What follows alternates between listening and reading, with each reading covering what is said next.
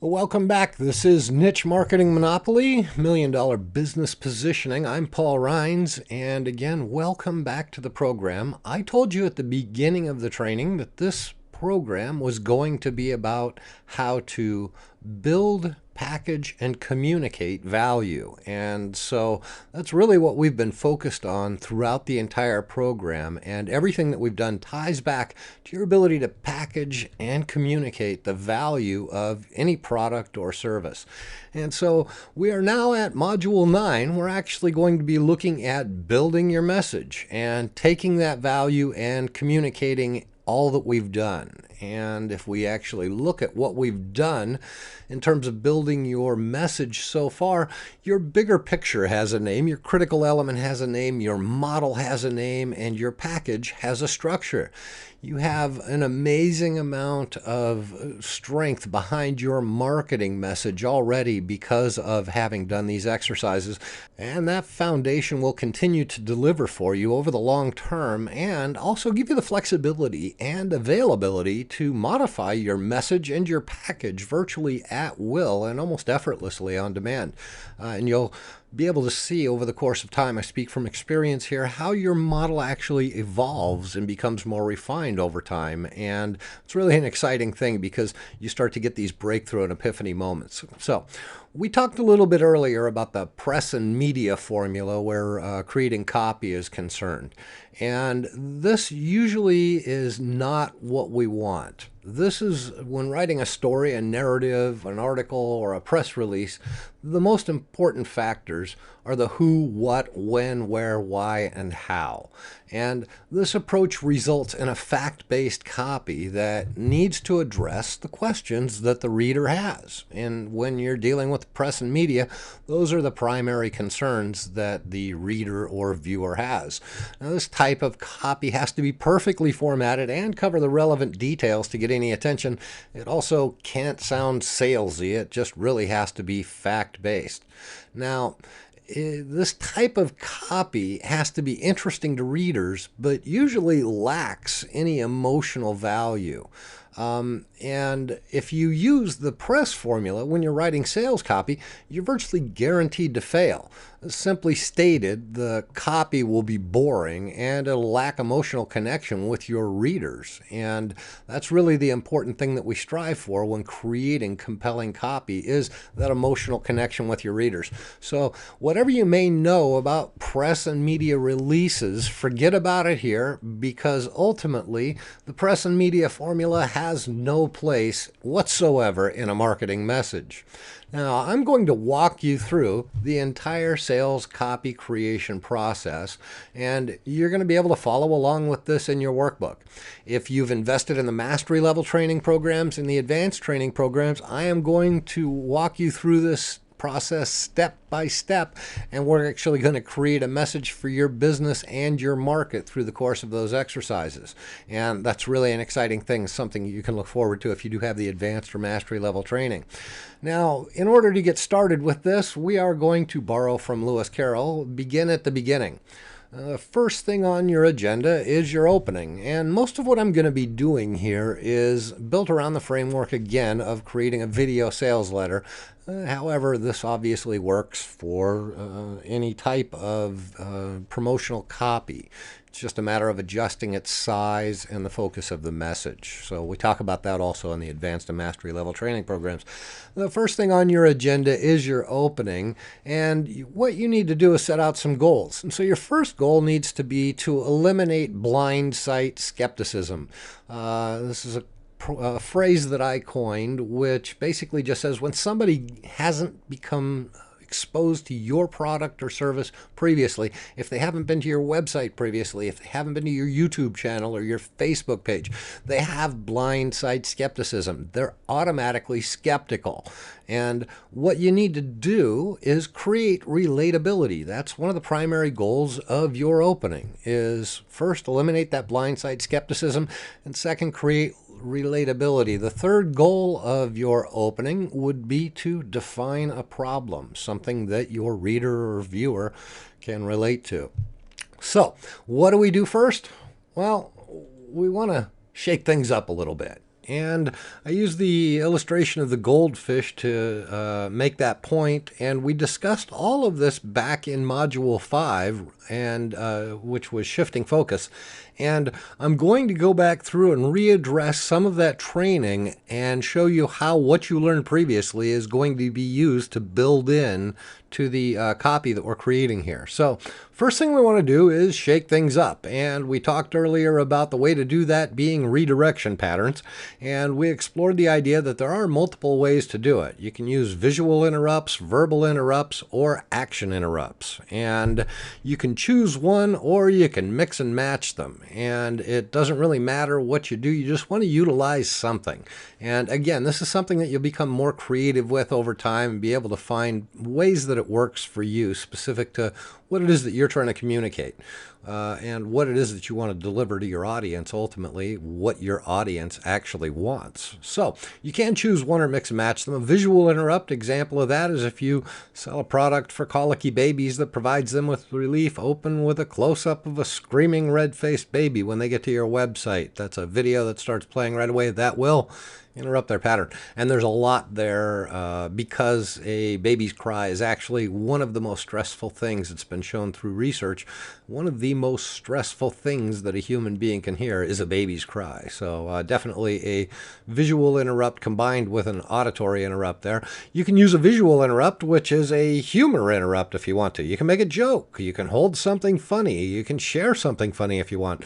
Joel Osteen opens every broadcast of his weekly program with a joke, and he tells the entire viewing world, which is now very global for him, I like to start things out by saying something funny, and he tells a joke. So he's actually using a verbal interrupt right at the beginning of his programs. Or you can have an action interrupt, and that's to have them start by downloading an X that will help them follow along. For example, the workbook that you downloaded here. If you have a free video on your website, you can tell people you can autoplay the video when they get there and instruct them right as soon as it starts that to get the maximum benefit out of this, and you've put together something really cool, you want them to download a guide that's going to help them follow along or create a nutrition program or whatever it may be. Just an action interrupt. You can tell them to get a pen and paper because they'll need it. You can start with an exercise that requires them to close their eyes, stand up, lift one of their hands. Doesn't really matter. You can start with having them open an Excel spreadsheet that you have a link to next to the video. You can do anything that you want to. It's really just limited by your imagination. And you can also, as I said, combine them. And by combining them, you really can maximize a lot of their power.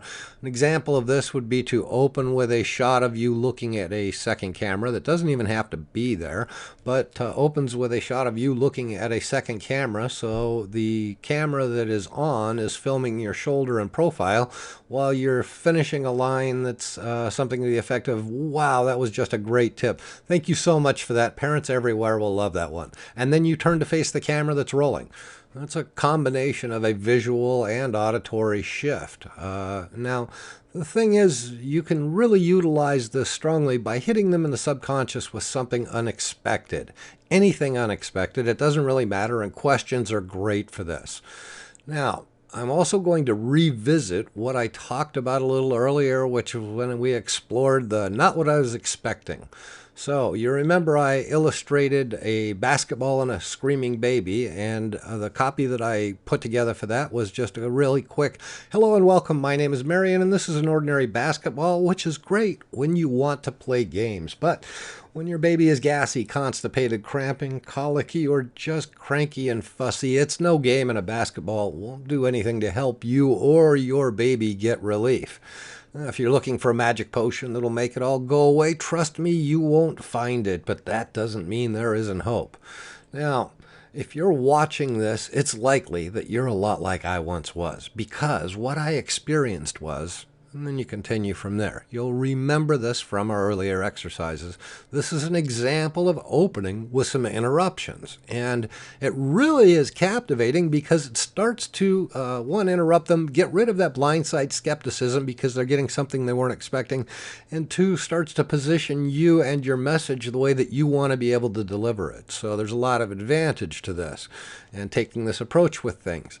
Now, you have to make what it is that you're presenting relatable. You cannot make it the viewer's job to relate to you. You really want to make it easy for them. And you can do that by going about go about the process of building rapport by utilizing some of these lines that I've got here, which you build into your dialogue, including, if you're watching this, it's highly likely that you and I are a lot alike.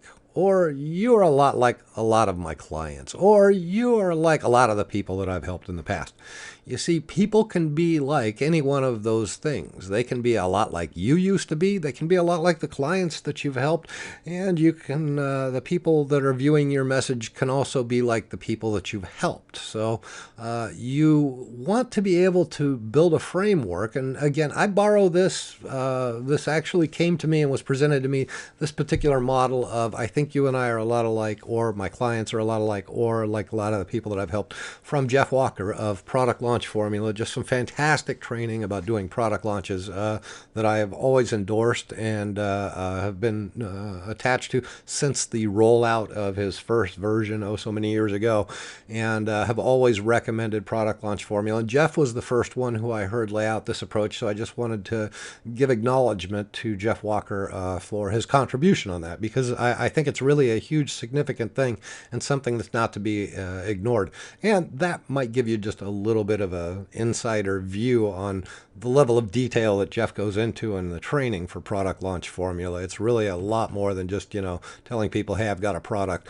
He actually walks you through the process of building a message that creates buzz. And this is one of the ways that he recommends you go about doing it, is by making it relatable and utilizing this strategy. So, if you're watching this, it's highly likely that you're a lot like I once was, or it's highly likely that you and I are a lot alike, or it's highly likely that you're a lot like my clients, or it's highly likely that you're a lot like the people that I've helped in the past. So remember that and utilize it and actually say it.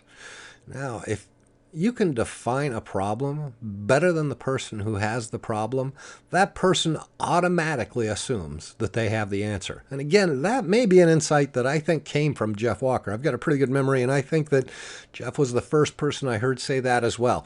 So it's just coincidental that it ended up here. I wasn't intending that, but I can tell you that it's an amazing piece of wisdom from a marketing perspective. If you can define a problem better than the person who has the problem, that person automatically assumes that you have the answer. Now, that's a really important concept, and it's something that we're going to explore and utilize that understanding as we create the copy here.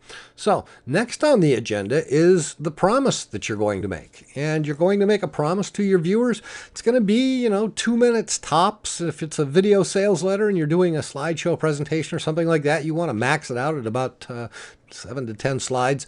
You can either make a toward message, which is offering people, making a promise to gain pleasure. And here's an example of that. Here's what you're going to discover. Here's what you're going to learn. Or here's the answer that you're going to get. That's one example of a toward promise. And it's a toward promise because we're moving them toward pleasure. We're telling them about something they're going to get or gain. So in all three of these cases, this is something that they are moving towards. They're moving towards discovering something. They're going to get a discovery. They're going to learn something, or they're going to get an answer to something. They're moving to something. And away from promise can also be crafted, and that's a very effective means of communicating your message as well. And an example of an away from message would be, here are the things that you need to avoid right now, or here are the things that are destroying you and you don't even know it. So you make a promise that you're going to share with them something that they're going to discover or learn, or an answer they're going to get, or something that they need to know about that they're going to avoid right now, and you're going to enlighten them, or something they're doing that's very damaging that they're not even aware of as a result of something else that they're already doing. Continuing with the relatability process, we're going to look at, who are you? and you're going to be focused on building some rapport. So this is about the hero's journey, and this has been taught through the ages. This is just about storytelling. If you're not familiar with the hero's journey, this is your relatable story, and it's what I was talking about with Jeff Walker a little bit ago, and the I'm a lot like you, or you and I are a lot alike, or you're a lot like a lot of my clients, or you're a lot like the people that I've helped in the past. You're a lot like the people that have found themselves here and discovered amazing results as a result, after having gone through my training, or whatever it is that you may be. But it's your relatable story. If you really want to get into understanding the process of building a hero's journey and rapport through that, I'd encourage you to be familiar with it. Joseph Campbell, The Power of Myth, is really the guidebook for all of that. And it's a good read, and it's something that'll definitely take your brain and make you think in other directions. I actually read through it several times because there are a lot of different ideas and concepts that you can grasp. So your relatable story should be simple. And the way that we construct this is by following this formula. It's listen, I was, and then you put your role in there, and then you insert where X is, the malady, issue, or struggle that you were having, and then you combine that with a specific time and combine that with the pain that you were experiencing and expressing that, and then telling of your lowest low. So it's a really simple process, and it should be something that is delivered quickly and concisely and be meaningful in that it helps the viewer relate to you. So it can be, listen, I was a victim of low back pain for 6 years, and I was in such agonizing pain. I was flat broke. I owed everyone I knew, and I was fired from job after job. I literally couldn't get up out of bed, my lowest low. So that's just a quick example. We'll explore this further. And again, in the advanced and mastery level programs, we go through this in detail and craft your individual message. But I'm going to continue moving through this because I want you to get the entire process. And so next, you're presenting your breakthrough or your light bulb moment, your epiphany or your turning point. But then one day and then you insert found, created, discovered, happened upon, or whatever it may be. And then you insert the product, program, service, solution, or solution tease. And then you put in a definite time, and then you put in what it did for you. And so, again, this is all templated out for you in the mastery level program, but you've explained to them what your pain was, what your lowest low was, and now you're giving them your turning point, which is, but then one day I found or created an amazing product that loosened the joints in my lower back, and within 2 weeks, it changed my life forever, and it allowed me to, or opened the door to, or created an opportunity for. So again, all you do is take this structure and fill in the blanks with your own content. An example of this would be, but then in March of 2012, I discovered subliminal sales tapes, which turned my life around forever. Within 2 weeks, I was leading the sales team of 22 peers, and for the first time ever, I was getting cash bonuses every week. Pretty compelling, isn't it? So let's keep moving. What we're going to do next is explore an optional step, which is humanizing this whole thing with what's called a distress tale. And in doing this, you change who you are. So you could build a distress tale that basically says, sure, I am who I am today because you're the authority. But deep down, like so many of us, a lot of times I'm still just another guy out there in an ocean of people who are struggling with the same problems. So you've humanized it. You've made it feel sensible to your listener or viewer because it's something that they can relate to. Next, you're going to reverse it and change places with them. Because, remember, I was where many of you are right now and suffering with having to live with that as my reality. Then you're going to evoke agreement. Am I making sense here? So that's just a quick process called humanizing. And what you're doing is changing who you are. You're reversing who you are and showing a different model of possibility by changing places. And then you're evoking agreement. This is an optional step, but it is something that I utilize frequently. And you'll see see it throughout advanced sales copy. So you can take that and decide whether that's an option that you want to integrate into your copy or not. Again, it isn't something that's absolutely necessary. It is a subtle psychological aspect, but it is something that I certainly place value on. So in the next module, I'm going to show you how the future is where your buyer's motivation is, and we're going to find out how you actually document that. So if you have not completed any of the exercises in your workbook, go ahead and do that now, and I will see you in the next video.